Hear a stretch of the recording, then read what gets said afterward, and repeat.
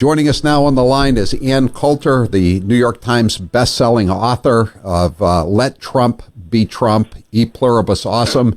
Ann, thanks That is not the title. That is not even close to the title. And you have to forgive him. He just got done hanging out with Corey Lewandowski. Good grief. In Trump we trust, Howie. You said let Trump be Trump. Oh, excuse me. I'm sorry. You're right. You're right, Ann. I apologize. I was just saying let Trump be Trump so many times last week. I got confused. Let me express my apology. That's fine. Listen, Ann, you used to work at MSNBC, I believe, and then right after 9/11, you got fired, for lack of a better term. Way before that. No, and the firing started almost immediately. I started on MSNBC the first day on air, before there was a Fox News channel, and I worked for them for about 18 months. The producers would fire me about every month or two. They'd call me into their offices, show me a video of something I had said, and say, that's over the top, which I was always watching it thinking that was a good point I just made. It was like hearing bad dog, bad dog. I never knew what I had done wrong. And finally, the head of the network, bless his little soul, because I guess other than Pat Buchanan, I was one of the first actual conservatives people had seen on TV. You know, their usual idea of a conservative is somebody like David Gergen. So I was getting boxes of fan mail, and there were only like 10 people watching MSNBC back then. So the head of the network, who very sadly, young and talented, Mark Harrington, he ended up dying of a brain tumor. Anyway, he flew me up to New York one time. We met at the MSNBC's offices in Fort Lee and sat me there with the producers, the angry left-wing producers who kept firing me. I won't mention their names, but I remember. And basically, I said, look, this is spontaneous commentary on air. Obviously, there is a segment of people who agree with me. I can't do my job if everything I say is going to be nitpicked, and I'm going to be yelled at for using this word rather than that word. And he basically agreed with me, and I think the whole point of it was to tell the producers, knock this crap off, which they did for about a month, and then it started again. So I was out by sometime during the Paula Jones case, but I was already doing Politically Incorrect, which used to be the second highest rated late night show. They had like 7 million viewers every night. MSNBC had seriously like 20,000 viewers. The reason I'm asking this, Ann, is because I dare say that whatever your perceived sins were against the canon at MSNBC were a lot less than Joy Reid. You know, I mean, I don't believe you've ever called the former governor of Florida Miss Charlie, have you? No. What's funny about that, I mean, the most outrageous thing, it seems to me, is just the BS about being hacked. Because, I mean, some things, I agree with her. I don't want to be sent to an Arab country. That was one of her points, that Laura Ingraham and I should be sent to Iraq and just left in the public square. Yeah, that would be really horrible. Why do you keep trying to turn our country into that country? It's that she claimed she had been hacked. I mean, wasn't the FBI called in by that? I assume she didn't want the FBI called in. But, for Pete's sake, can't people learn from what happened to Anthony Weiner? Well, I mean, that's the thing now. I mean, even the left-wing media people, critics are saying, you know, even if you say, well, I changed my opinion and that was a long time ago, well, you just lied last week about how you were hacked by the time-traveling hackers. You know, who go back and, in their time machine into 2005 and write these terrible things, which, by the way, happen to be written in pretty much the same voice that you have on the air. You know, they're very talented. I wouldn't mind any of this stuff. I think people are right to be outraged, because at the same time, oh my gosh, the rest of us have our language being policed.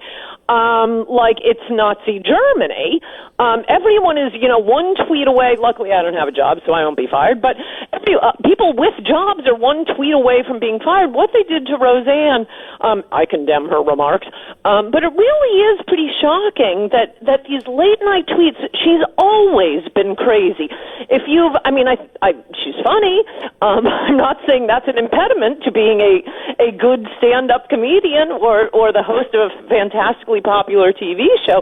But they knew exactly what they were getting. What they were upset about was that Trump voters liked her show. And they needed, another example to claim that Trump voters are deplorables and Nazis and white supremacists. She's tweeted crazy stuff like that all the time. She used to tweet crazy stuff like that on the left. The one thing that seems to be kind of consistent in Roseanne's commentary is that she's anti-elitist, but she used to see, she's smarter than most people. She's figured out that the elites are on the left these days, not on the right, as the image is. Well, what about the irony of the fact that the same day almost that they fired Roseanne Barr, ABC/Disney/ESPN rehires for the sixth time Keith Olbermann, who has said all these horrible things, including, I think, some really horrible things about you, hasn't he? I so miss him being on TV. I hardly can complain. You don't watch GQ TV or Esquire TV, whatever he's been on the last few years. I'm sure I will not be watching whatever he's on now, but it was a sad day when MSNBC finally gave him the heave-ho.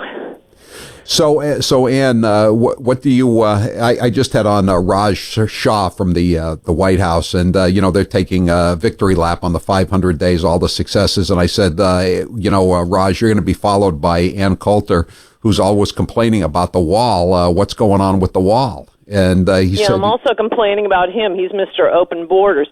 So what did Raj say? He said he's working on it. He's doing the best he can. Working on it.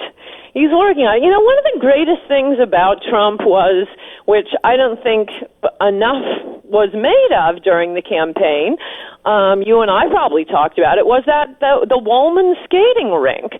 That was really one of the coolest things. I know it was a long time ago, but one of the coolest things Donald Trump ever did, with New York City spending, 7 years, and they couldn't get this ice skating rink built, and it was going, massively overcost. They couldn't even get it graded properly. He said he made a big deal, and it was all over, as everything he said would be, all over the tabloids. I can build it in X amount of time for X amount of money. And it was a very short amount of time. And bam, he got it done. Under cost, as I recall. Yeah, no, he did. And he said if he didn't get it done on time, he would voluntarily pay some huge fine of $1 million or something like that. And of course, he came in under budget, on time, ahead of time, et cetera, et cetera.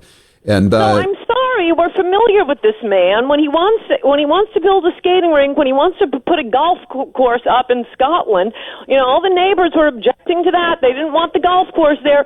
He knows how to get it done. Now he's the commander-in-chief. His number one job is protecting the borders. And all we hear is, they're repainting fences. We're working on it. We got a down payment. No, get going on the wall. That was what people were chanting. It wasn't about bringing peace to places tens of thousands of miles away from us, or 7,000 miles, whatever it is. But the economy is pretty good, Ann. You have to admit that. Things are better. Things are better than they were 500 days ago. Would you not agree to that?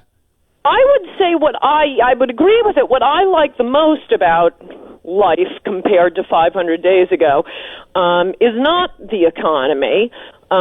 In fact, I would venture to say that a lot of the booming economy has not trickled down to the working class yet, which was, I'm not working class, you're not working class. For once in our lives, can we have a president who cares about the working class? Can they ever get anything out of a presidency? Anyway, it's the pushback to political correctness. As our conversation began with our speech being policed, with a dumb tweet, which I condemn, by Roseanne, And a show with 18 million viewers is canceled? Oh, give me a break. It has nothing to do with the tweet. And everyone just living in fear. You can't have conservatives speaking on college campuses anymore. There are violent thugs going around beating us up, masked thugs. The courts won't do anything. Yeah, Antifa was back in business yesterday in Portland, Oregon, beating up people. Well, they were having a prayer rally. 30 people came out, and Antifa decided to come out. All these these basement boys, and wearing masks. Since when is it okay to be carrying a bat around while you're wearing a mask and hitting people over the head? I mean, when did that become free speech? There are federal laws about these things. I don't know why they're not being enforced. So that's something I think we could have a little more pedal to the metal on from this president, because, I mean, he's exposing them as crazy, but we elected him to defend us. Yeah, a little more defending us would be better than making sure Wall Street doesn't have to pay that carried interest tax. And how about the Supreme Court decision today? The Colorado baker has the right to do what he wants to do. I mean, that's a victory. I mean, I know it was 7-2, but I got the feeling if Hillary Clinton were president, it would have gone the other way. Don't you? Well, it would have been 6-3, and funny you should mention that. I haven't read it yet. I'm absolutely dying to read the opinions of Ruth Bader Ginsburg and Sonia Sotomayor. I have not been able to peruse the dissent in this case yet. I'll tell you, forced Christians. I'll tell you, that's what that Ruth Bader Ginsburg said. Just because one or two commissioners said some really horrible, horrible things to this Christian guy, is that any reason not to discriminate against him? Basically, that's what it boils down to. That's why you have to be released. We have Trump, though. Again, we could use a little more defense, and we'll hopefully get at least one more Supreme Court justice, because that's how liberals need to rule. They can't, other than in California, they can't win by and large at the ballot box. So they need the courts to do their dirty work for them.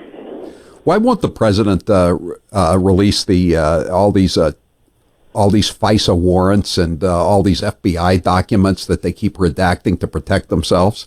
I mean, I've never seen this CYA going on like this at the expense of the President of the United States, and he could put an end to it yesterday. I know. I think